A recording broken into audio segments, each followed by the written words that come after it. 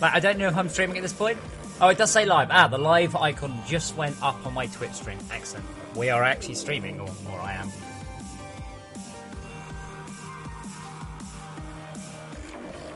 I don't know how long I play this piece of music for. Does anyone pay attention to that bit? I suspect that will do. Right.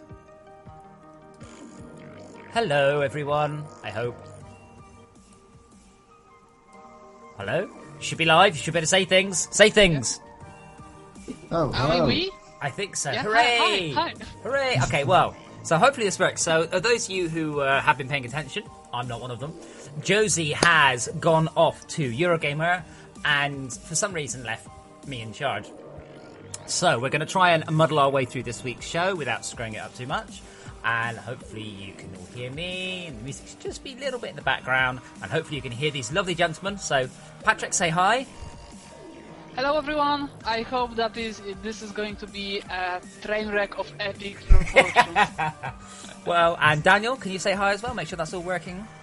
Hello. Cool, and hopefully you guys can hear him internet. fine. So, Falco, who is Falco? Like, Falco was supposed to be here, and Falco's not turned up, but no one actually told me who he was. So, who is Falco? Yeah, so Who should have Falco been? Falco is the lead engineer, the guy who actually created the toolkit of Elysian Shadows. He's also the owner of company, so he's like the guy for the company. And he's in Alabama, so maybe that contributes to to the part why he's not here. Maybe he overslept. Like, we have no idea. A little bit early because we have questions for him. You see, because he's new on the show. So no. So, anyway, so Josie is off at Eurogamer, so she's having a wonderful time. And just to give you an idea of the sheer level of professionalism, it turned out she'd forgot to share all the graphics with me till about midday today. So, but it seems to be working, and it actually, if you didn't tell anyone, it looks pretty much spot on. Falco has got some corgis standing in for him for the rest of this stream. So, we are tasked with talking about crowdfunding a bit further, continue our discussion last week. So, although Danny was on the show last week, Danny got to say precisely nothing at all because he had a potato for an internet. But Daniel, hopefully you have a whole week of frustration up there of all those things you really wanted to say, and today you will be able to say them. I'm happy. I'm glad. You don't sound full of anger about things you need to say. No, I think you painted it in a different light. I'm not as angry as you might think. For the longest time, Danny was my only direct connection to British culture, so I assume that just all Brits are like that, devoid of emotion or any passion whatsoever. Just this almost pale, pale husk of humanity. Emotionless. Like, I don't know. Well, I have quite a lot of Russian ancestry in my back with my grandparents and things, so perhaps that's where it's come from. Maybe Daniel is British all the way back. I don't know, Daniel. No. Do you have foreign ancestors? Foreign, no. But I'm half Scottish. My mum's Scottish, so I should have a little bit of anger. A little bit of fire, unless you were the Scottish that got conquered and therefore they don't care anymore. So you didn't get to vote in the referendum. We're getting quite political, aren't we? Yeah. All the politics. So last week we did I say disagree on crowdfunding, which is good because it's good that not everyone thinks everything is the same. Though I have found quite a lot of the time that people simply just go, "Oh, crowdfunding's fine for everyone," which is obviously not the case. No. But Daniel, interesting discussion. Yeah, I mean, Daniel, you talked through. I mean, you didn't get to say much last week, so you put forward some stuff about crowdfunding. I mean, you tell us, probably not in Patryk's words, why you went with crowdfunding, and also if you do feel it is suitable for everyone, or whether it's something that's No. I think it's got its uses. I think ours is one. I don't think it's suitable for everyone. It's not something that you can just, think I'm going to make potato salad and ask for $50,000. It's Did that guy actually do his potato salad in the end? I don't know. I didn't. I think he has quite some time for the reward fulfillment, so there's still time. Yeah. But I think ours was a worthy cause for the campaign. We've been working for quite a long time, many number of years, at quite a slow pace because obviously we have to work in our jobs and what free time we can grasp. So we just needed that little bit of money just to kind of speed the process up and make the game sooner rather than later. Yep. Awesome. The Potato Salad Man is actually turning to, they're selling t-shirts and everything about the potato salad, and most of the backers, $3 or more, you receive a bite of the potato salad. So how's he going to do that? Like, he's going to have to like send out a little. So those of you who don't know, some guy for a joke put up a Kickstarter for I'm going to make a potato salad, and his entire Kickstarter pledge was I'm making potato salad. Basically, I'm just making potato salad. I haven't decided what kind yet. $10 goal. He's currently made $55,000, which is amazing. This is a real Kickstarter, but it does show that if you can get, I'll say idiots, but if you can get people, it's like everything. I mean, the success is pretty much based on how many people talk about you more than anything else. And this was obviously quite a funny idea and did quite well. Just on that basis, really, that people just went, ha ha ha. Yes, of course I will. Two things to say. First one, about sending bites of potato salad, you can just put them in envelope. Like, you can just send it as a letter, so you could maybe like wrap it in piece of plastic, put it into envelope and send it. To be fair, it's gonna take, if he's using Royal Mail or like the American equivalent of it, it's probably gonna take like weeks or months, so the bite of potato salad will not be eatable.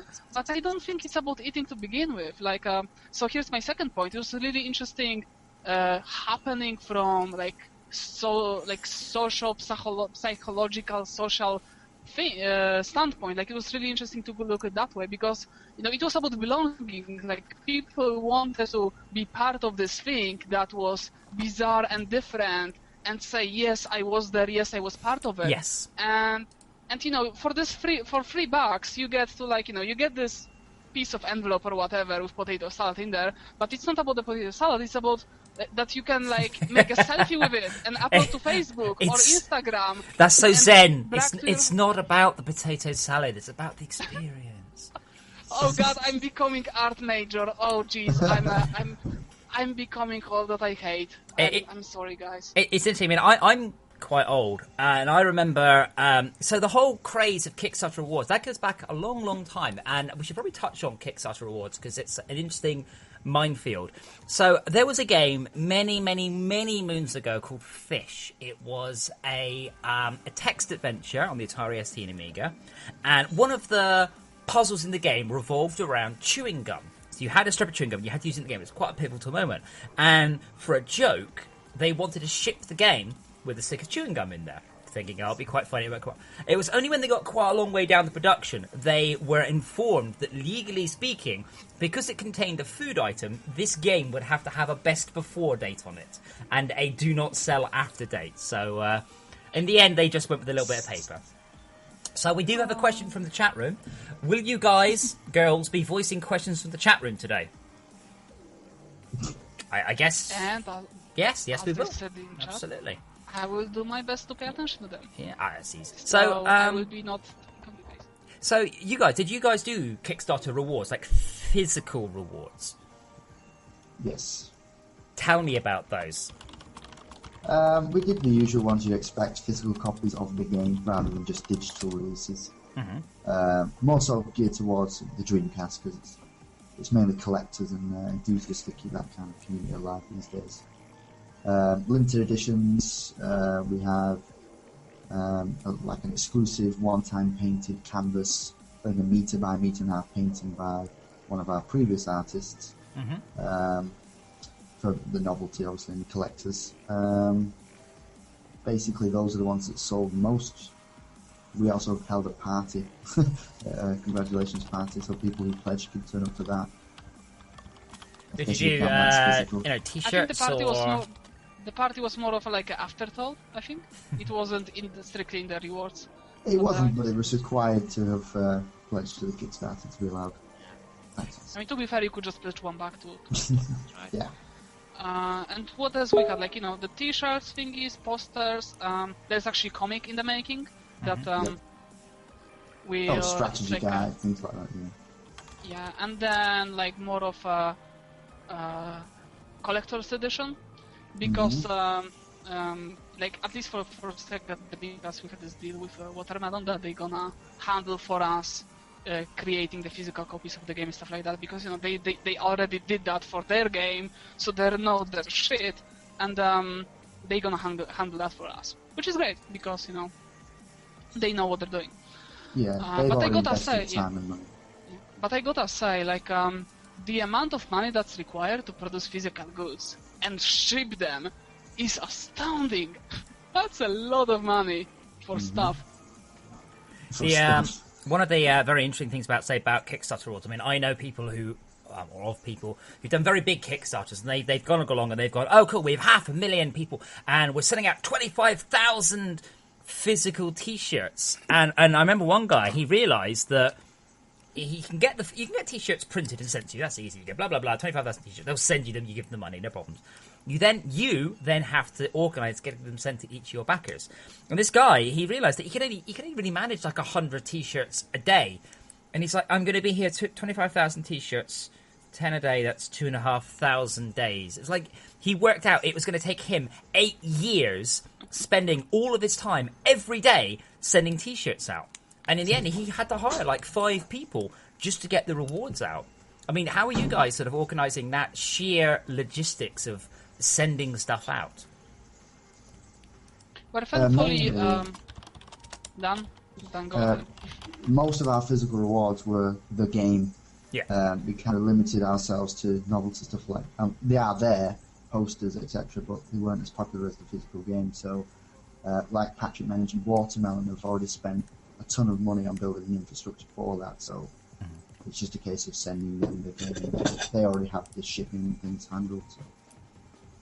So roughly how many one physical rewards have you got to send out? And you've completely handed off to a third party to deal with this for you? We haven't yet. The game isn't complete, but it's basically over, let's say, 1,500, close to 2,000 physical copies of the game, and obviously there are digital ones as well. Yeah, something that I want to say is that we actually didn't have a lot of backers in the in the Kickstarter. We had like a really high average because that's like one of the interesting things, because we were aiming at this niche of Dreamcast games, like a Dreamcast fanbase. The game is going out for Dreamcast and it's built with Dreamcast in mind very much. So like Falco's hand optimizing toolkit for that, so it can actually run with all this physical stuff. And people that are still sticking to Dreamcast nowadays, they're mostly collectors. They're people that are willing to put a lot of money in their hobby. And because of that, our average was like really high compared to other gaming Kickstarters. Because people were about those physical goods, about these collector's goods, and they didn't mind putting a lot more money than you usually would for a game. So in the end, we don't have all that many. Like Daniel said, 1,500. That's still. I said 100 days. That's still a couple of weeks. But you said a company called Watermelon that deals with the. Are they like Redbubble? Is that sort of thing? Watermelon Co. are an indie studio as well, but they've already been through the process. Or twice now, they've been through the process.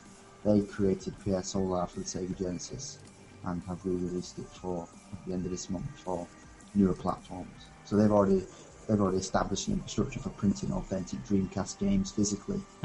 But like the posters and things, you mentioned posters as well. Like who's doing the posters? Who is organising all of that sort of thing? I would assume the printing of, say, the strategy guides. Again, they've done that, so they already have the infrastructure and people to work with for that. That's basically why we call them our publisher, but they're not publishing in the traditional sense. They're just basically producing the physical goods. I mean, so it just struck me. Yeah. I mean, I wasn't saying any advice there for other people. Like I said, I've not done this. I've just seen the disaster stories. But from your point of view, physical rewards, which is a lot of it. A lot of why people kickstart up the higher tiers. It's a lot of it is for those physical rewards. But do you have any sort of advice there? Advice? Yes. You say no. You say no. I mean, we just offered them and we came up with the ideas for them. Obviously, we already had we partner with a company that's already been through this and to advise us what not to do. And basically, I mean, if you notice, a lot of our physical rewards are based on stuff they'd already done. If we aren't pushing the envelope, doing things that could they do it, we don't know. We'll just do it anyway and figure it out down the road. But it's kind of going off their successes. One of the interesting things that I saw recently on Game Devs Reddit, subreddit, was that there are like actually a couple of companies that are sort of, they build themselves around handling this stuff for indies, and they have pretty good deals. So I would say, yes, look into the production and distribution yourself, and like just like logically look at it and how much it will take you, and then weigh the cost of it versus actually like just outsourcing it all to someone else, because it will take a lot of time. Also, on more like detail level, count every t-shirt $30 and then shipping of it at the additional 10. Yes. Well, yeah. I mean, people think yeah, t-shirt, like you can buy a t-shirt for like what, $7, right? Is it like, or $10, alright? Yeah, and shipping, yeah, that's gonna be like $3, right? No, it's not. Well, not especially not when you have to pay someone to look up in the database, print it off, and then have to get the sticker and put the sticker on, put it in the envelope, pack it in the envelope, make sure the sticker's right, then go back to the database and tick that back on. Then at the end of the day, they have a big box of t-shirts and take that big box of t-shirts down to the post office. Oh my god, yeah, it's cannot be. Then again, there are bulk options, especially if you're like ordering in thousands, you can get some discounts. So you won't gonna have like t-shirt for $30 for but still it's gonna be quite expensive. Yeah, I mean, I would say to anyone thinking about it, the worry is not getting t-shirts. I can go to Redbubble and go 10,000 t-shirts. That bit's easy. It's when your 10,000 t-shirts turn up in your living room, you then have to get those out to your Kickstarters, and you'd be like, oh my god, what have I done? I mean, we had a similar Criterion. EA would bring in posters, like 500 posters going, these are for competitions, can you sign them? And you would spend half your day in a queue, in like a factory. You'd sign it, pass it on, get the next one, sign it, pass it on. And it's just like, oh god. And then they'd be like, because people get really excited, like, yay, sign posters for me. I'm like, oh no, don't make me sign any more posters. Just sign. I can imagine getting excited the first time. I remember looking at our Kickstarter some time ago, and I was like, yep, I think I'm gonna have to sign like, what, 600, 700 things? I was like, oh god. It might actually be worth actually getting a print at that point, like a stamp, and going, boom, like, stamp. Yeah, just going, boom, boom. Because it only takes about 10, and by that point you're just going, oh my god, I don't want to do this anymore. Just don't make me. To be fair, then it will be disingenuous, because people want your sign. They don't want stamp or print, right? But it depends. At the beginning of the day, you'll have this beautiful score. But at the end of the day, it'll just be like, oh, I don't want to sign anymore. Oh, here is the misconception. My sign is already bad. One thing I will say, I've signed a lot of stuff, and the novelty wears off. Don't use your real signature. Try and develop a signature that's not the one you'd use on a check or the back of a debit card. Try and have a nice one that's a little bit artistic. I mean, unfortunately, I don't have it. I've got another one. I've got loads of signed posters of games I've worked on from the whole team, and it's great because the coders just go. And all the artists have these lovely flowing curves and a squiggle underneath. So, yeah, artists, absolutely, you can spot their signature way off. But if you're going to be signing 600 things, I do recommend practicing. Well, I suppose you could actually practice as you go along, but practicing a nicer signature that people can spot is probably worth it. I think like the problem is that my surname starts with K, so it's really hard to make nice K, because it's like... it's gonna look pointy, and I like having flowing. So, talking about alternative revenue streams, are you guys selling posters, t-shirts, mouse mats, etc. of your game for your fans? We will be. We tried to stay away from a lot of that stuff on the Kickstarter itself. T-shirts, I don't think we did any rewards for t-shirts. That's more of a merchandise avenue. I think between now and when the game's released, yes, we'll be doing the obvious novelty stuff and mugs and pens and posters and mouse mats and things, yes. Can you get branded Dreamcast controllers? We are actually doing custom consoles for the Dreamcast. I think even someone bought one for the Ouya. So I assume so. But there was a lot more for Dreamcast. That was pretty funny. I think like the first 5 because we made those out. Every Kickstarter has to have outrageously big tier, right? Yes. So we had like 1,000. We had actually like $999, $1,000 tiers. Those 5 for Dreamcast, for custom Dreamcast, and 5 for custom Yes. The first 5 Dreamcasts sold within like 5 hours or less, which was like it blew my mind, because I thought that maybe we're gonna sell 3, maybe, yeah, like who's gonna buy a Dreamcast for $1,000? Apparently, was it like 9 in total we sold? Yeah. Was it like 12? Something like that. That's all right. Like, I think we went to the third batch of 5, so yeah, over 10. yeah, we had to like open third tier, because you cannot change the number of your things. If you have limited tier, you have to like add another one. Mm-hmm. Did you? Was it a normal Dreamcast, or what was the portable Dreamcast called? Is it the G-Cast or something? There's a basically it's a portable Dreamcast in a suitcase. You open it up and it's beautiful, absolutely wonderful. But I can't remember the name of it. I've seen someone do. Someone's done one for the Xbox One lately. I've seen that one. Wow. But I mean, this is an official, not official, but it's like a generic. You can just buy them, and they make loads and loads and loads of them. They're not quite legal, of course, because they haven't got the license, but they're very, very nice. I cannot remember the name off the top of my head, I'm afraid, but they're really pretty. Wow, Dreamcast is 15 years old. Dreamcast. Just looking from artist standpoint, making different custom case, because for the Dream, like I'm still thinking how am I going to do that actually, because I don't want to do half-assed job, like just take paints and just paint over it, right? Like I want to have it done like a little bit better. So I'm still like thinking like on artistic level about the design and Thankfully, stuff like Dreamcasts are in having, high supply, so you can practice. Having different design for, I mean, I'm me. I already did like 15 sketches on my own.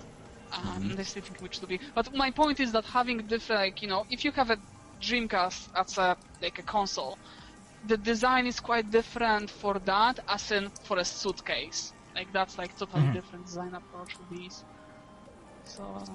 So we have a question. So Elysian Shadows has a big community connection. Are you going to do anything differently now that the Kickstarter is over? Anything differently? Well, I mean, obviously now you have people's money. How does that change things? Well, there's obviously the danger of taking the money and disappearing for 18 months and then it's coming out of the game. We already track our progress via our YouTube channel anyway, so it would be a lot more of that and making sure people are aware of what we're actually spending the money on and how the game is progressing. But not really anything else different. The workflow is going to go a lot faster over the next 18 months, but other than that, no. Yeah, our forums are open, so everyone can pop in, and we're actually we're still active on the forums. So if anyone will become too troubled, they can just hop there and start a topic. One thing. I think I can talk about it. Like we've been recently debating having some sort of like an issue tracker for a team, to improve productivity and stuff like that. And we're actually debating of like having open issue tracker. So it will be like open for browsing for fans as well. Obviously, like not all of it, because it will be like issue tracker for entire of the game, including plot and design. And as you can imagine, having plot issues publicly, it will be pretty spoiler heavy, so that will probably stay hidden. But that's like another layer of transparency, right? So fans could actually like look up what we're actively working on, what kind of issues we have, and what we're solving, and they could see the progress. So we very much strive for the transparency, and because no one likes people that run away with money, right? Exactly. So did you say you're saying you're doing a 7 years. A strategy guide as well? I think that's awesome. Yes. Also a different indie game. That's really old school, isn't it? Well, they still do them. You go into any game, they're there. Strategy guides are big money as well. Like, people love them. I mean, I was thinking about printing, because I remember back in the day, like, I remember getting this huge box, this huge cardboard, you know, before the DVD cases. I'm looking at the times before the DVD cases. Huge cardboard box with video game, and just so much loot inside, like those books to read and stuff like that. That was really cool. Yeah, I do miss that. I mean, I used to, you know, we used to go down to the shop, buy a game, and my mum would drive me home, and I'd look through the manuals this thick, and I'd be looking through all of the pages. And nowadays, you come back and you get like, here's the epilepsy warning, here are the controls if you're lucky. Everything like, you kind of miss some of that lovely presentation we used to have as well, which would be. I mean, to be fair, like nowadays, I don't get even that. Like all my games are digital, one or the other, either GOG or Steam. So I haven't seen a box in ages. Well, I did. I mean, you can see here. I mean, I got the Borderlands 2 loot chest. I mean, collector's edition, lovely, absolutely wonderful. And it's got you get the little bobblehead Marcus and thing, which is really cool. Unfortunately, they're not doing a collector's edition for Borderlands the pre-sequel, because they didn't make quite enough money off the last one, which is a bit disappointing. Because I like collector's edition. I like that sort of above and beyond. I know I'm going to really love the game, and I want all of the stuff for it. I mean, I got the Diablo 3 collector's edition, which comes with a cool. It comes with a USB stick of Diablo's head with Diablo 1 and 2 installed on it. You got some really nice features for those, and it's a shame that a lot of games that you just don't really get them, and that is a little bit disappointing. I mean, I like when they're a little bit more creative with the collector's edition stuff like as well. Like, you know, not just the generic like, I don't know, figurine or whatever, because that's pretty boring. Like, I remember Tropico 2, if I remember correctly. In Poland, it wasn't even collector's edition, just regular one, came with a shaker. So, you know, it's like very thematic and really nice. Like maracas? No, shaker for drinks. Shaker for drinks. Gotcha. Okay, yes. Yeah, this kind of stuff. I was like, how comes with a set maracas? I mean, it's a game about being a Cuban dictator, right? So having a proper shake while you it should come with a cigar, like a fake one. That'd be cool as well. So we do have a question as well. So when you are successfully kickstarted, when do you get access to your money? 2 weeks after the campaign. 2 weeks, and yeah. This is actually a bit of. So you guys, you are a company. You're actual physical limited company. Yep. LLC, yeah. So you are going to have a very interesting tax situation, because when you pay tax, you don't pay tax immediately. You pay tax a year, and if they are royalties, you get pay tax 2 years later. So let's just say you're a rock star, for sake of argument. You look like one, and you earn $10 million today. Like, let's say you earn $10 million in the year 2000. You are then liable for a tax bill of $5 million in the year 2002. So this is why you can easily spend all the money and then be liable for a tax bill. This always confused me, going, well, if you have to pay $10 million in tax, how have you not got it? You got $100 million. You can actually spend that. Do Kickstarter money, does that count as a royalty? So it's a 2-year tax delay or a 1-year tax delay? It's also going to be interesting because if you're an American company, you have an accountant, right? Yes. Thankfully, we do have guy for that. I mean, I would assume I'm not sitting in accounting, so I don't know, but actually, like, because I'm in Poland, I have like really peculiar situation, because I'm actually not like, by the law, I'm not part of Elysian Shadows company. I'm a subcontractor, and I have my own company, like one-man company here in Poland, which is under special construct, which is really annoying because I get some tax breaks, but not all of them, and I have also reduced rates on my insurance and stuff like that, but only for 2 years, and only if it's like mambo jumbo, yeah. Wow. So the money that I'm getting, so you know, my situation, the money that I'm getting from Falco is just income. So I treat it like a regular income, and that's it. So it gets even more interesting. Yeah, but for them, I would assume that they're not royalties. The Kickstarter, I would assume that's just income, because it's some lump of money, and then after the game is being released and you get then it will still be income, I think. Because as you sell the game, you sell a product. That's royalties. That's the very different, because you do not sell the game. Steam sell the game. Steam then give you your 70%. Oh, yeah. That is a royalty. You also have the interesting But thing. what if we are selling the game from our website directly, though? As well. You are. I mean, that's what's known in UK law as a non-physical, non-geographical product, and that means you're exempt from VAT, which is very interesting. But yeah, you need to make sure that it can bite you. I mean, we found another interesting thing. So I'll give some random numbers. Let's say we made $1 million and we pay 30% tax. We give the government $300,000. That's kind of what happened. Then they assume you're going to make that much money again. So we had to pay them another $300,000 because they assume your company's going to make this much money. Then we claimed it back. So I got this massive check back in the post. Because obviously Fortunescraft made a ton of money.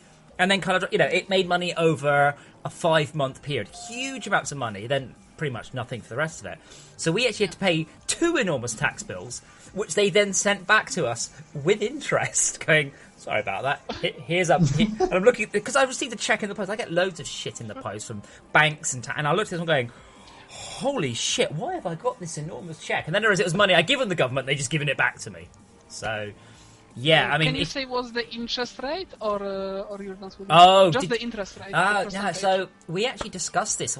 So I do a regular game dev stream, and we actually chat about things, and we had a lot of discussion last week about interest rates, because someone said, oh, you've made $1 million, you could just live off the interest, and you're like... So, currently... If you have $1 million, you could live in Poland. No. Yes, in Poland. Well, hold on. We'll check that one, because we went through this and it isn't. So let's have a look. Poland interest rate. So let's just see what we're at is in. All the interest rates are global usually when you're investing. It's like around. Wow, no, that's very high in Poland. 2.5%. Holy shit. Dude, that's nothing. Like hold on. In my previous bank, let me shock you. In my previous bank, I had the account, like normal account. I mean, it was like interest rate account or something like that. When I had 3.5 in a year. Well, that's very high. So to give you an idea, my interest rate on my bank, which is a high interest on, is 0.5%. At that point, is it in month or in year? That's per year. So you need something insane, like $15 million in the bank to live off it. If you have $15 million in the bank, you should not be living off the interest at minimum wage. My American guy has an interest rate of 0.01%. Now, if you go back into the 80s, the interest rate got as high as 20%. So if you had $1 million in the bank, they would give you $200,000 every year just for having the money in the bank. That's how shit our global economy is right now. But the banks have all the money. They don't need to actually encourage you to give it to them. To be fair, like on my normal, which is called rachunek rozliczeniowy, which means that I can access the money anytime and stuff like that. There are no restrictions on that. I have like really low interest rate as well, like it's 0.0 something. But there are those things that are called, I mean in Poland, lokaty, where you basically give money to your bank, set amount of money for set amount of like months, let's say for 6 months or for 2 years, and then you have higher interest rate there. So I would assume if you want to live off interest, you take this $1 million, you split it in different in the different deals, so you get like money rolling, and you get those interest rates. The problem you've got, like that's the you are quite correct. You can lock in for like 5 and 10 years of interest rates, but it's still shit. You are much better going to a broker and going, I'd like to invest this $500,000. Make as much money with it as you can, see you in 10 years. That will give you 100% return in 10 years, whereas there's absolutely no way you'll get anything of any note from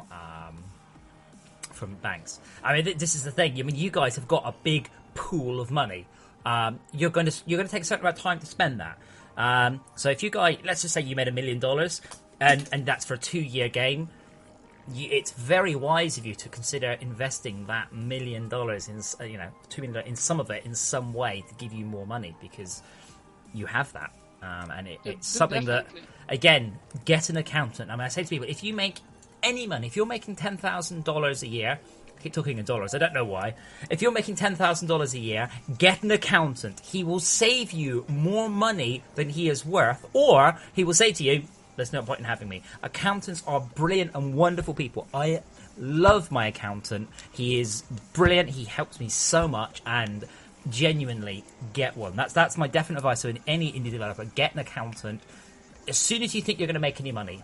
And even if you don't, they probably won't charge you anything. So, I mean, that depends on the accountant. But yeah, like, I would definitely agree on, like, the having accountant part. Like, I basically pay no income taxes or, like, couple of bucks a month.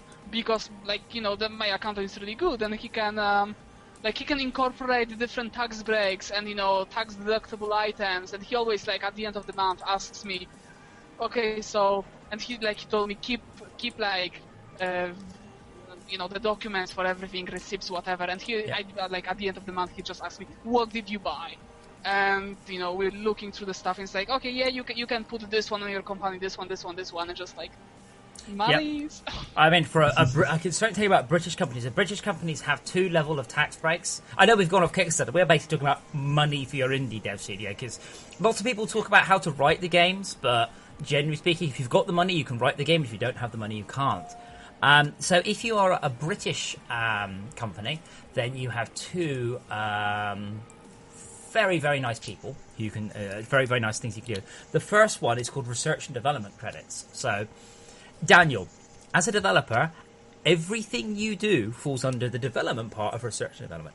Everything. You can basically pay almost no tax by claiming R&D credits. Your accountant will take you through this. And essentially you are pushing forwards the UK industry in some way, shape or form. That's kind of what that is about. You also have something called tax relief, gaming tax relief credits, I think they're called. So if your game is British or partly British, then you can pass. You have to fill in a test. It's amazing, this test. So if your game, you have to hit like 20 points, and if your game is set in England, that's 2 points, and then if it features an English hero, that's 2 points, or an English story, that's 2 points, and if your character is speaking an English accent, that's 4 points. And we have NPCs with top hats. Yeah, basically, excellent. And if you can, you should go for these. And you should absolutely either go for R&D or game tax relief credits. So, if you've seen the movie Thor, the first one, that was eligible for UK tax credits because it was British enough. And I'm like, really? Wasn't it set in Mexico? Anyway, it was filmed. A lot of it was filmed in Elstree, in London. So they did film a lot of it in England. So you can be eligible for these tax credits, and a lot of people don't know about these. They're quite new. They've only come in the last 6 months or so. So again, talk to your accountant. He will go, aha, what are these? And then he'll go off and research it and come back, because it's very unlikely your accountant will have dealt with these before, but you can do a lot. I mean, there's other things. Expense all your miles back to your company. Things like this. Your mobile phone. You should not own a mobile phone. No. Your company owns a mobile phone. Your company owns your internet. All of that. Put it on your company. You will save so much money in the long run, because your company pays you, but that payment costs tax, and you can waste, if you're earning £50,000 a year, you'll waste £5,000 a year. Hey, I'm back to pounds. Brilliant. So a lot of this, it's very important, and you can end up wasting a lot of money quite quickly. So we had a problem because, as I said, we earned a lot of money in sort of one big spike. And my bank went to me. They said, your tax bill is going to be very high this year. Can you help us reduce it? I'm like, yes, it sounds like a good idea. Reducing tax. Let's do that. And they go, we'd like you to go and spend some money to bring your profit down to the next tax band. I'm like, okay, how much? £50,000. I'm like, the hell am I supposed to spend £50,000 on? I'm not a doctor. I can't go, let's go and buy a new x-ray machine. Like, the only thing I could think of was buying 20 laptops that I didn't really want. Like, I don't know. So I said, right, okay, let's do this. I went to PC World with the car going, I'm going to buy anything I want. So I bought a projector, and I bought a SLR camera, and a printer. I'm looking around going, I don't know. Have you ever? Do you know the film Brewster's Millions? Here is a question. It was the least fun thing I have ever done. I came out with like £1,500 worth of stuff going, that was so awful. Being forced to spend money, I thought would be great fun. It was horrible. I know, first world problems. Here's the question.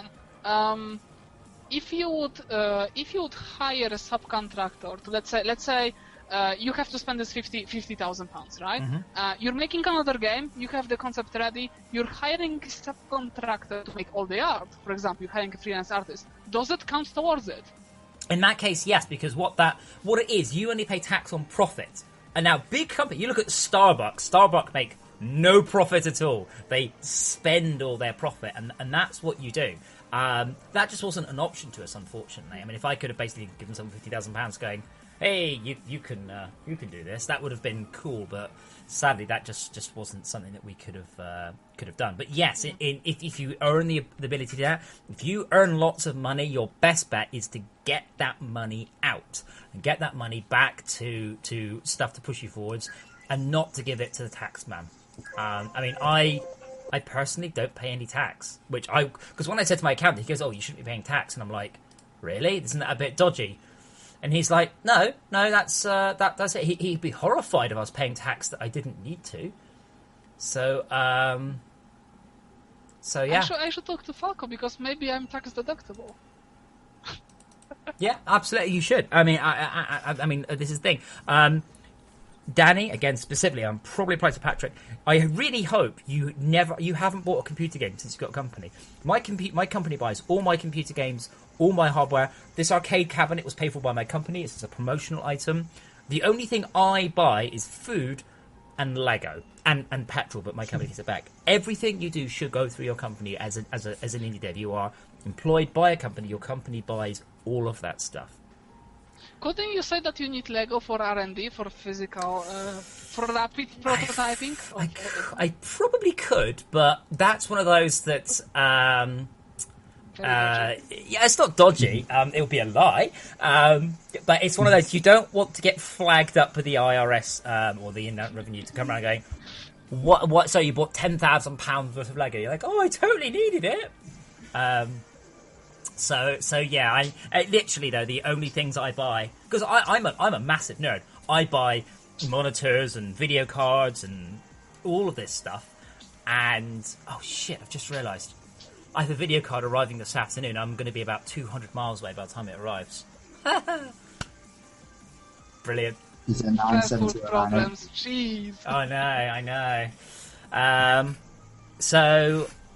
Yeah, so as a company, as an indie company, as any self-employed person, absolutely all your everything you buy should go to the company if at all possible. The only thing pretty much you can't put through is food, clothes, and buying a car. Buying a car, absolutely no way.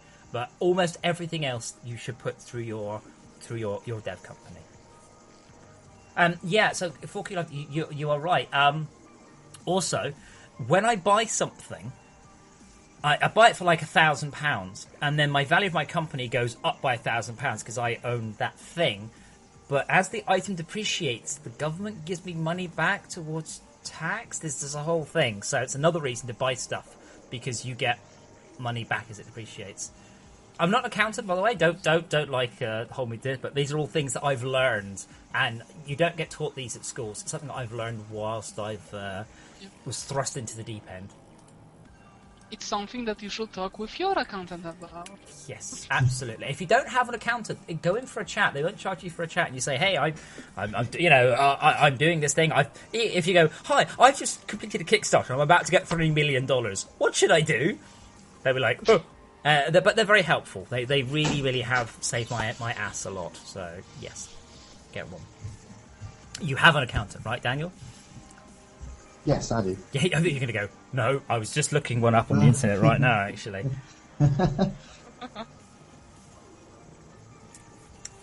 Right, next order of business after accountant? I don't know.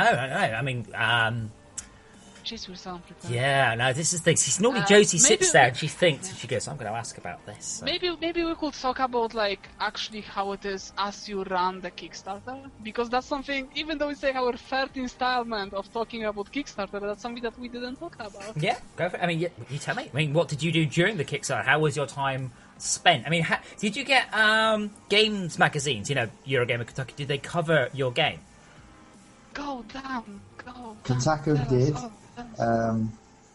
Unfortunately, because only after you got funded. Yes, that was my point. Brilliant. Thanks for that, Patryk. Yeah, start from the start.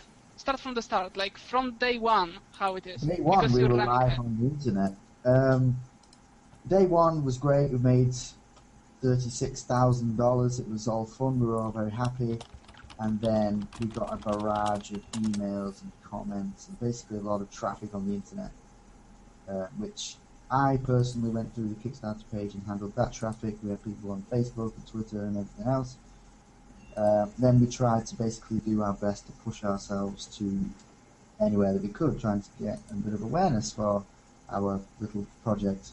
The big fish, Kotaku, Eurogamer, nope, they wouldn't sniff at us, they wouldn't blink at us, they wouldn't do anything, because it was still up in the air whether we would actually be funded. They wouldn't. I mean, we contacted them a few times. They wouldn't look at us. I myself went towards Eurogamer because that's where I go for my gaming news anyway. I try to attract their community. Nope, nothing. And it was strange in that, even though without any of the big names behind us, we still managed to achieve the goal.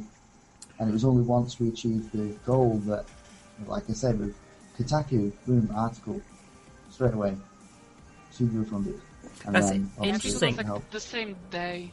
It was literally the same day. I'm finding, generally speaking, I don't care about Kickstarter news. I go to a lot of game websites and they have, in my opinion, too much Kickstarter news. It's one of those, I've said to them, why are you busy covering games that don't exist and not covering even 10% of the games that do get released? So I'm surprised, given the massive predilection of like Eurogamer and Kotaku and Rock Paper Shotgun to cover Kickstarted games. I'm quite surprised you didn't get more. So you've got no major coverage.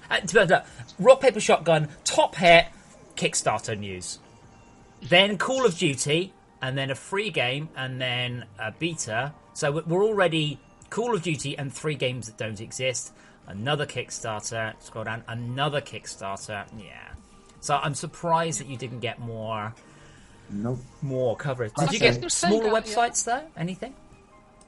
All the ones that cover the indie scene, we've got a lot of help from like 2-Dash and Niche Gamers, kind of blowing up recently. Except Indie Static also ignored us, which is that's true.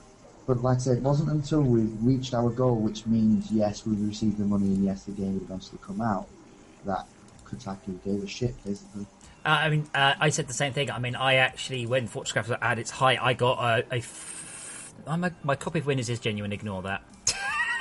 It really is. And you can even see. You can see. You can't quite. The box for it is just there. Honestly, it's genuine. It's screwed up after an update. I had the same thing. I had a phone interview with Xbox Magazine, and they said to us at the end of the interview, "Do you have anything you want to say to us?" I said, "Yeah. I don't need you. I am now the biggest selling game. I have got shit everywhere. Now you want to do an interview with me? Where the fuck were you with my last 10 games? Why are you covering Call of Duty and Assassin's Creed? They don't need coverage. What the other people do." And the answer is unfortunately very simple. They need clicks. If your game is a nothing on Kickstarter, they don't give a shit. What they want, what they would like is all of your Kickstarter backers to come and read the article about the game, not the other way around. They aren't there to make news; they're there to get clicks, and this is a real problem in the games industry, because this is something that older magazines didn't care about. They were paid for essentially with adverts. They could then go and do this, and you scroll through Kotaku, the amount of fucking Minecraft articles that exist purely as we could do with some more clicks is embarrassing. It really is. Yeah, but as you said, like because yes, they're looking for clicks, but they're also looking for stories because interesting stories, interesting headlines generate clicks, right? Yep. And maybe I'm biased. Most certainly I am biased. Maybe I'm blinded by because I'm part of the team. But I legitimately thought that big game going hard for Sega Dreamcast in this day and age, it would strike a news because that's not usual. That's something out of the ordinary. That's something that you would want to write about it. But they didn't. Only as we got from this. I completely agree. So I said I do my regular Game Dev Friday Twitch stream, and I'm writing a game that has only been developed on Twitch. I have never done a single line of code that has not been shown on screen. Can I get anyone interested? Can I help? I'm like, surely this is news somewhere. Surely someone is interested in actually watching a game get created. But no, and you scroll down, it's Assassin's Creed, Call of Duty, Gamersgate, Assassin's Creed, Call of Duty, Minecraft. So it's... maybe if your game is gonna be released, they're gonna make like game developed entirely on Twitch, got released or something like that. Yes. But then again, truth of the matter is that you get like 2 YouTubers, fairly big ones, not even the biggest ones, like let's say 100,000 subscribers. So, the medium YouTubers, 2 of them, and they already generate more traffic than all of the big magazines combined. Yep, absolutely. So, I mean, I can say for nothing, I had a video put on front page Kotaku, that's 50,000 hits, which is quite nice. I had my video covered by PewDiePie, 6.5 million hits. It's like, fuck Kotaku, fuck Eurogamer. There are... I say the dinosaurs, they are trying to evolve. Eurogamer do a lot of live streams now, and it's very important, but it's the same thing that we're learning. Get the Twitchers on your side, get the YouTubers on your side. As a hint, don't call them Twitchers and YouTubers. They like to be called content creators. That is the correct phrase. Call them content creators. Don't call them Twitchers. They don't like that at all. So yeah, that is very difficult because a lot of these content creators, I'm afraid, they are either 14-year-old kids in their bedroom or they were 14-year-old kids in their bedroom. It's only very recently that like people like Yogs and Total Biscuit have grown up and started to treat this as a business, a legitimate business where you pay them to advertise your game, which is fine. That welcome to the world. A lot of these places, I had to message them via YouTube, and I know they won't get these because I have a YouTube account. I've got 8,000 subs, so I don't have very many, and even so, I can get such a flood of messages that it's unlikely that that these large YouTubers, unless they have a full-time dedicated guy looking at their messages, you're going to have a really hard time getting hold of them. And the same thing, exactly what you said, I couldn't get anyone to play my game. PewDiePie played it, and then suddenly everybody else played it. I'm like, what are you guys doing? People are idiots, and I hate them.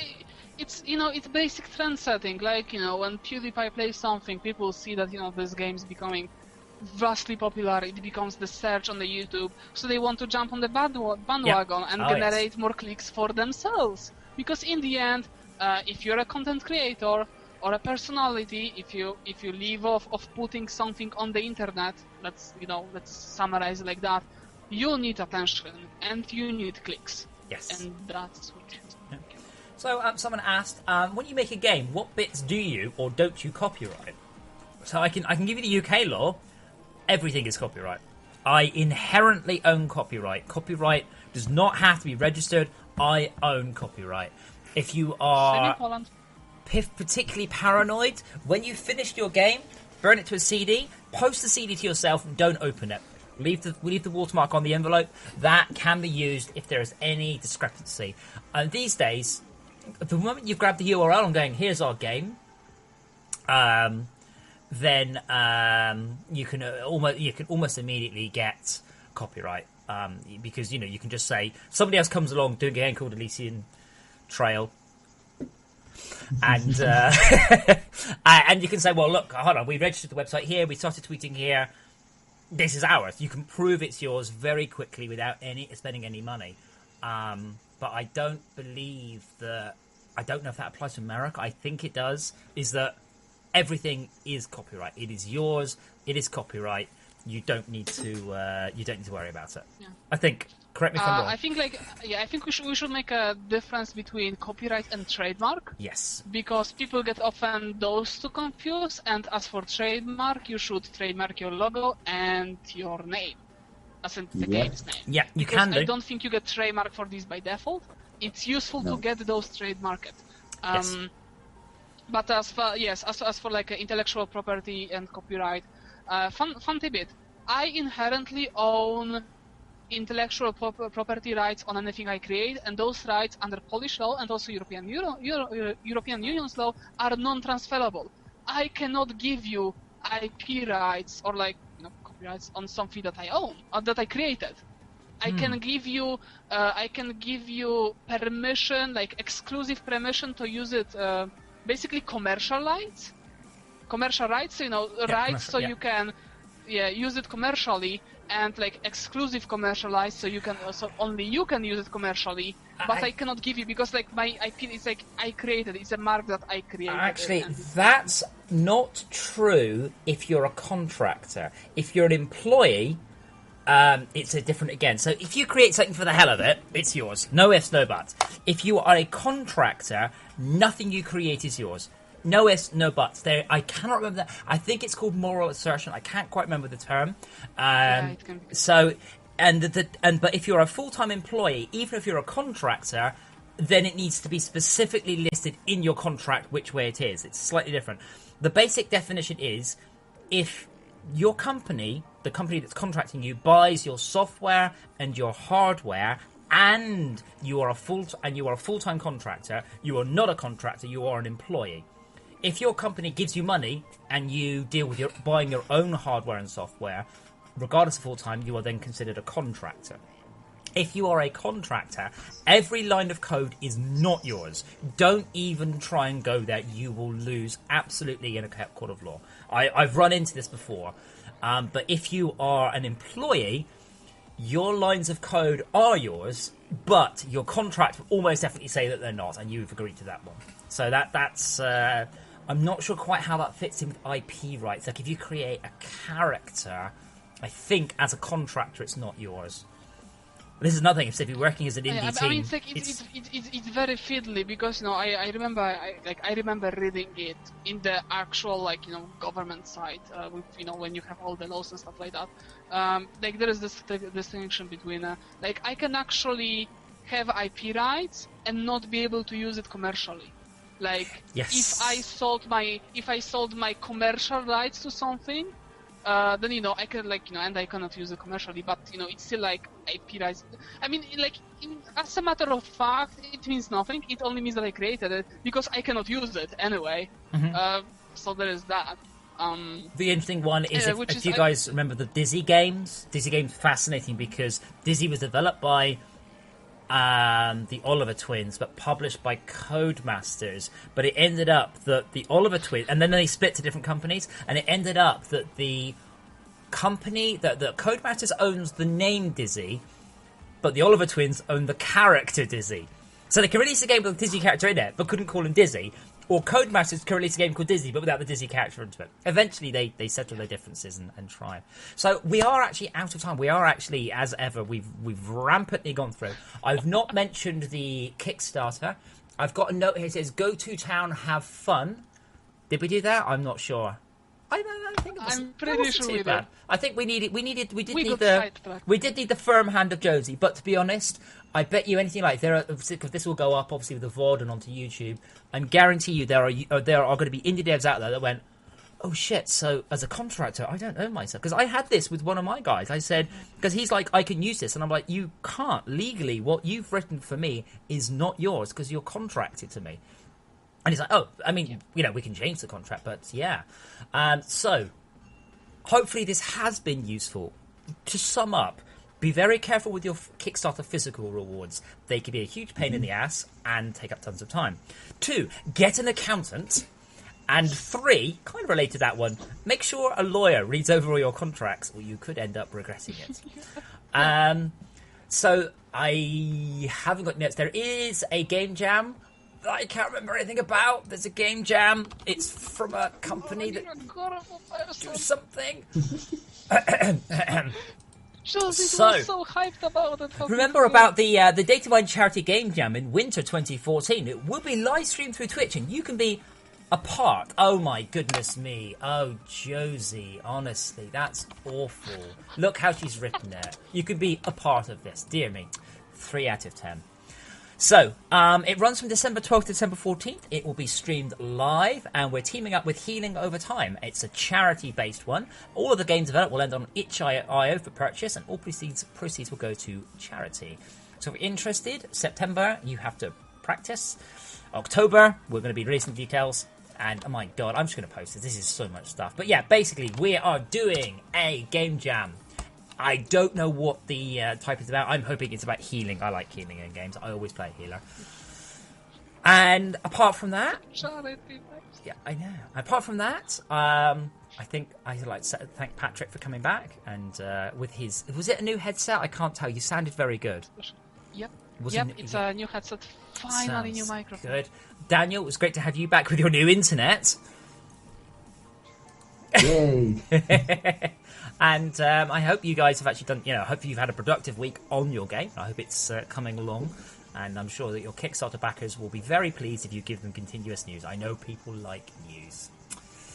I just wanted to thank Corgis that they accompanied us as well. Yes, I think so. So yeah, thank you to Falco. To be quite frank, I'm a little bit disappointed. You haven't said anything the whole thing, and you've just run in circles round and round and round for the entire one. But thank you for joining us again, Falco. I'm not sure if there's any extra thing. I don't know how to do it if there is. So I'm just going to say thank you for watching, and then I'm going to press the button that puts the thing in front. There we go. Hopefully that's changed. So thank you once again, and we will see you all next week when our topic will be, I don't know, Josie didn't tell me. Thanks again. See you soon.